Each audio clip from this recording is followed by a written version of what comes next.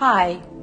Black holes. We've all heard of them, and I don't just mean that mysterious place where all your loose change seems to disappear to, otherwise known as your children.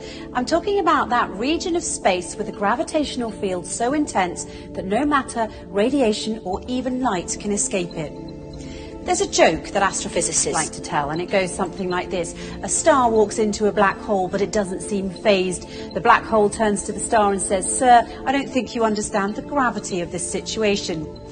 But as with most jokes, it carries a ring of truth to it. Until 2011, astrophysicists were not able to confidently report this phenomenon of stars falling into black holes, but now they can. And the total number of cases of stars falling into black holes reported until 2016 had been 3.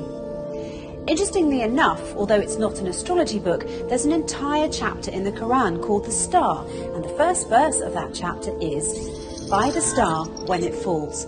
In this chapter, the Quran describes characteristics of a place so similar to what we now know as fitting the description of the black hole that it will send a shiver down your spine. In the Islamic faith, it is believed that God granted Prophet Muhammad a special trip to the heavens. This trip was miraculous, of course, as there was no technological way the Prophet could have taken such a journey at the time, seeing as how planes hadn't even been invented, let alone rocket ships. Nonetheless, if you study this miraculous night journey closely, you'll find that there are many clues to prove that this incredible journey did indeed occur.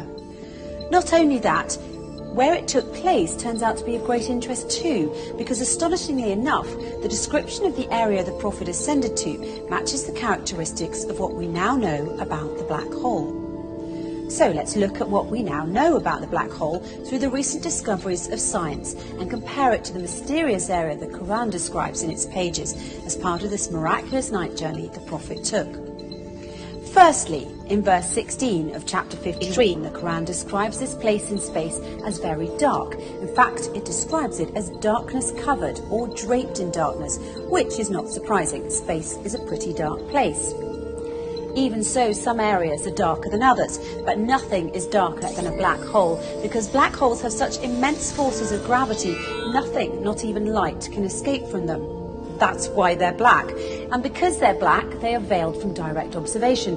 They nevertheless reveal themselves indirectly, as scientists have special tools that can help them see how stars that are very close to black holes act differently than other stars because of the immense force of gravity that black holes have, and this helps them identify the location of black holes.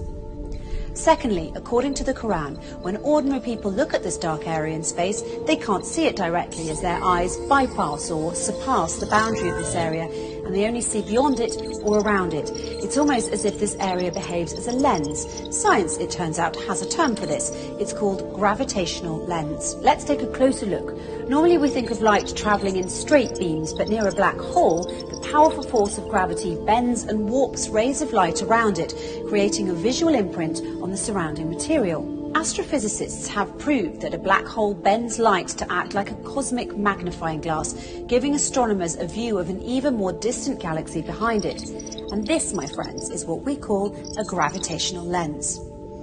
However, the Quran brings our attention to an interesting fact regarding this matter in verse 17 of chapter 53, when it says, "The eyesight of the Prophet Muhammad did not swerve, nor did it pass beyond the boundary. He certainly saw it as one of the greatest signs of his Lord." Could this verse be alluding to the fact that the Prophet Muhammad actually visited the black hole and looked at it directly? Thirdly, the Quran describes this area's shape, wide at the top with sloping sides and a narrow tube at the bottom, almost funnel-shaped.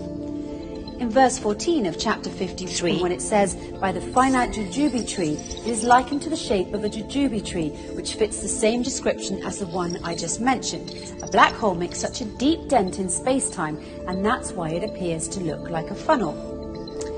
Despite the black hole's effects on the movement of matter and its tremendous suction power, the black hole's space-time dent remains hidden behind its event horizon, and it's always surrounded by an area which does not allow light to escape and therefore cannot be directly observed.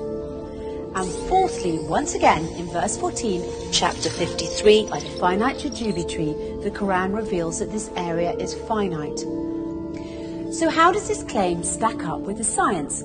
Until recently, it was assumed that black holes had such an infinite strength of gravitational field that occurs deep within them, ensuring that nothing, not even light, can ever escape them, and a trip into a black hole is a one-way journey.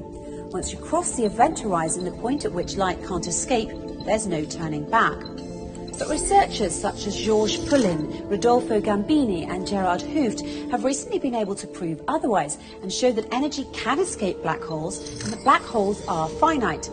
This essentially means that black holes don't end in an infinite density, but rather act as a portal to another universe. The acclaimed British physicist Professor Stephen Hawking supports this claim and further suggested that there could be a way out of the black hole when he famously said, "If you feel you're in a black hole, don't give up. There's a way out. It might have a passage to another universe, but you couldn't come back to our universe. So although I'm keen on spaceflight, I'm not going to try that." In conclusion, the Quran swears by the star when it falls that the Prophet Muhammad travelled through space and reached an area which, according to the Quran, is one of God's greatest signs, an area that is much darker than its surroundings. This darkness hides its funnel jujube tree shape underneath, and no one can see this area directly as his or her eyesight will swerve and pass beyond its boundary. Finally, we're told that this area is finite and a portal to another universe. So it would seem that the Quran and astrophysicists agree, as the way in which the Quran describes this mysterious area matches what we now call the black hole.